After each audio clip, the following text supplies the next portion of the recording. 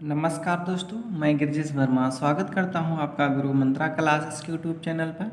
दोस्तों, कंपटीशन की किसी भी एग्ज़ाम की तैयारी करने के लिए मेरे चैनल को सब्सक्राइब करें। यहां पर आपको मैथ की स्पेशल क्लास चैप्टर वाइज और पार्ट द्वारा दिया जा रहा है दोस्तों, जिससे आप नोट्स बनाकर अपनी तैयारी और बेहतर ढंग से बना सकते हैं। तो दोस्तों, आज हमारा ये चैप्टर 7वां चैप्टर चल रहा है असंख्या पद्धति नंबर सिस्टम, और जिसका पार्ट आज थर्ड होने वाला है दोस्तों।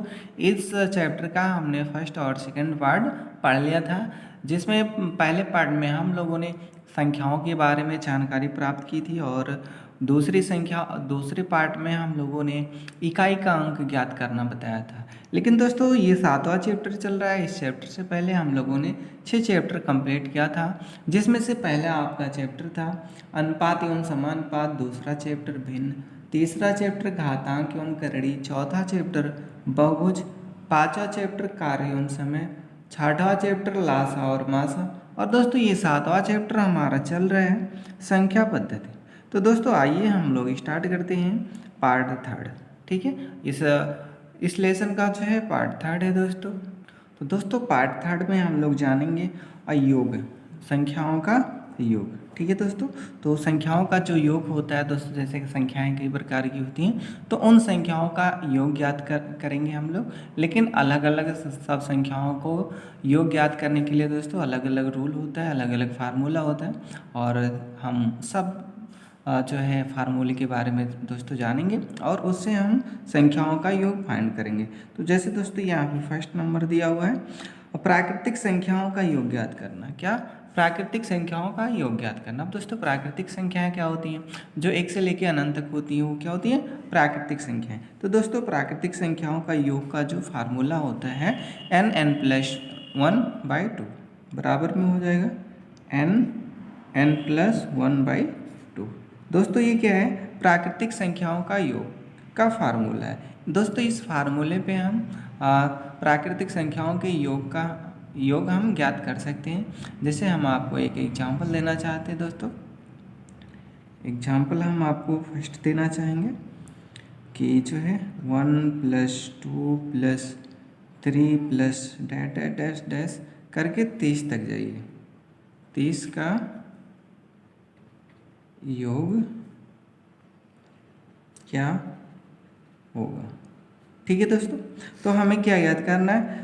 1+2+3+-- 30 तक है। तो दोस्तों +30 यहाँ इसका हमें योग याद करना है। तो दोस्तों, बेसिक तरीके से हम लोग अगर फाइंड करें तो काफ़ी टाइम लग सकता है, लेकिन हम क्या करेंगे, इसको हम संख्याओं को देखेंगे कि कौन सी संख्याएं बन रही हैं।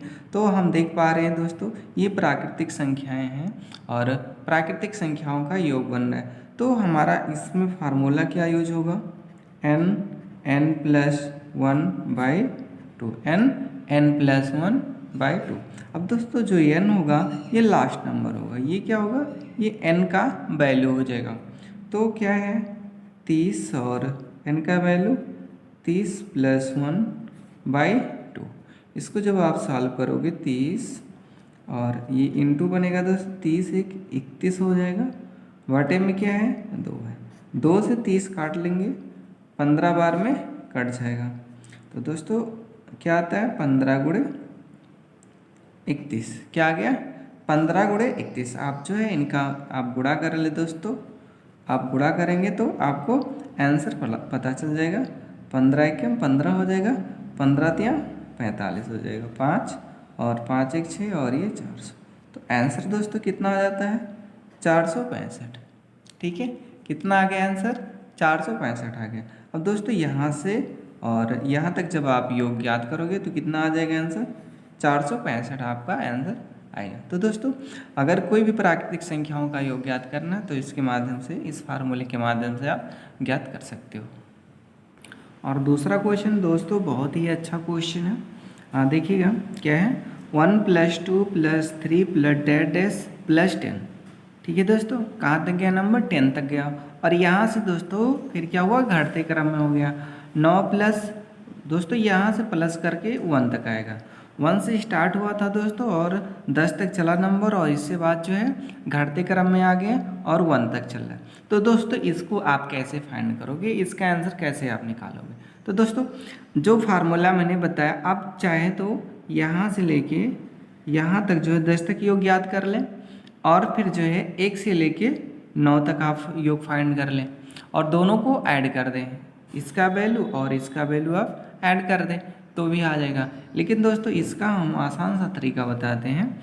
जो ये मिडिल नंबर होता है दोस्तों, जहाँ जो लास्ट मैक्सिमम नंबर होता है उसी नंबर का हमें क्या कर देना है, स्क्वायर कर देना है। इसी 10 नंबर का अगर हम स्क्वायर कर दें तो दोस्तों क्या आ जाएगा, 100 आ जाएगा। तो इसका आंसर क्या हो जाएगा, 100 मिल जाएगा।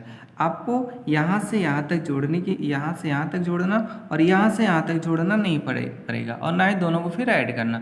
आप जो मिडिल नंबर होता है दोस्तों, जो लास्ट पॉइंट होता है, जैसे 1 से लेके 10 तक गया और फिर 10 से घटना शुरू हो गया, तो जिस नंबर से घट रहा है वो पॉइंट आप ले लेंगे। तो 10 नंबर था दोस्तों, 10 का हमें क्या कर देना है, बर कर देना है। बर कर देंगे तो हमारा आसानी से 100 आ गया। दोस्तों इसी तरीके से अगर आप चाहें जो है तीसरा एग्जाम्पल ले लें, 1 + 2 + 3 प्लस डैश आप 50 चले जाएँ, ठीक है, प्लस 50 कर लें और फिर प्लस क्या हो जाएगा 49 प्लस 48, दोस्तों डैश करके 1 तक आप चले आएँ।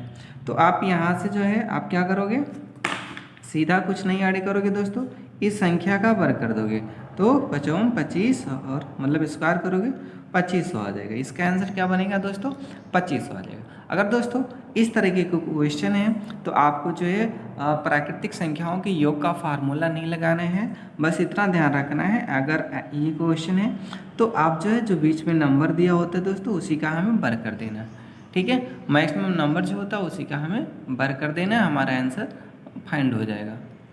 दोस्तों जो अगला हमारा पॉइंट बन रहा है प्राकृतिक संख्याओं के वर्गों का योग, ठीक है। इससे पहले जो पॉइंट मैंने याद किया दोस्तों, प्राकृतिक संख्याओं का योग याद कर लिया, लेकिन दोस्तों ये क्या है, प्राकृतिक संख्याओं के वर्गों का योग। जैसे ऐसे क्वेश्चन दिया रहेगा दोस्तों, 1² + 2² + 3² प्लस डैश करके 10 तक जाएगा दोस्तों, 10 का स्क्वायर हो गया। तो और प्राकृतिक संख्याओं का योग क्या था दोस्तों, केवल 1 + 2 + 3, ठीक है। अगर दोस्तों स्क्वायर लगा हुआ है तो दूसरा फार्मूला लग जाएगा और इसका फार्मूला हो जाएगा n+1 अगले ब्रैकेट में 2n+1/6, ठीक है दोस्तों। इस फार्मूले पे प्राकृतिक संख्याओं के वर्गों का योग आप ज्ञात करोगे। तो हम पहले क्या करते हैं, फार्मूला लिख लेते हैं। तो n+1 और 2n+1/6 हो गया, ठीक है दोस्तों, /6 कर लिया मैंने। अब देखो n का वैल्यू क्या हो जाएगा, ये जो दोस्तों लास्ट नंबर है ये n का वैल्यू हो जाएगा।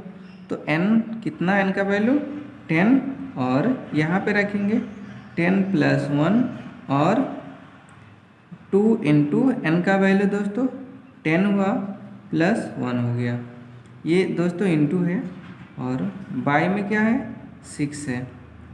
अब दोस्तों क्या बन जाएगा, 10 बना और दोस्तों यहाँ इंटू हो जाएगा, ठीक है। 10 से कितना हो जाएगा, 11 हो जाएगा, ठीक है। और यहाँ पे दोस्तों कितना बनेगा, कितना था हमारा, सॉरी ये कितना था, केवल 10 ही दोस्तों, 100 नहीं है। तो 10 दूना कितना हो गया 20 और 20 में दोस्तों 1 जोड़ेंगे तो आप कितना मिल जाएगा, आपको 21 मिल गया। बटे में कितना है दोस्तों 6, कितना है, आप इसको काट सकते हैं, 2 से काट लीजिए, 2 पंचे 10 और 2 तिहाई 6 और 3 से दोस्तों 21 को काट सकते हैं, 3 एकम 3 और 7 त्रिक 21। दोस्तों बचा क्या, 5 गुणे और 11 गुणे 7, ठीक है। तो ये संख्या है दोस्तों क्या है, गुणे में आ गई। अब हम इनका जो है गुणा कर लेते हैं, ठीक है।